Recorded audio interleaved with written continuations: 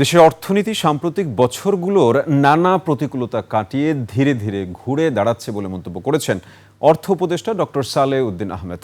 বর্তমান আর্থিক বছর শেষে প্রবৃদ্ধি 5.7% উন্নীত হতে পারে বলে আশা করছেন উপদেষ্টা।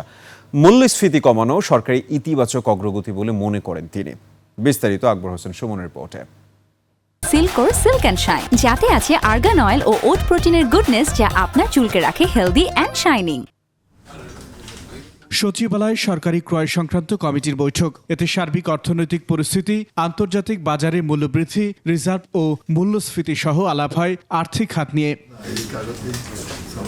পরে মন্ত্রণালয় সংবাদ সম্মেলনে বিস্তারিত তুলে ধরেন অর্থ উপদেষ্টা। বৈদেশিক বিনিয়োগে ধীর গতি ও রাজনৈতিক অস্থিরতার ফিরিস্তি দিয়ে নীতিমালা ও সংস্কারের ফলে অর্থনীতি স্থিতিশীল হচ্ছে বলে উল্লেখ করেন তিনি। সেই ব্যাংকে যাকে মার্চ করবেন বা যার সাথে করবেন, ওরা কিন্তু একটু নেগেটিভলি এফেক্টেড হয়। কারণ মার্চ করা মানে আমাদের দেশে ভাবে যে না, এই তো গেল, তাই না? এবং এটা হয়েছে ডোমিনো এফেক্ট, যেটা আমরা বলি, তাই না? একটা যদি আপনি মার্চ করবেন, আরেকটা ব্যাংকে যাবেন, তাতে অনেক সময় ডিপোজিট ইস্যু হয়ে যায়।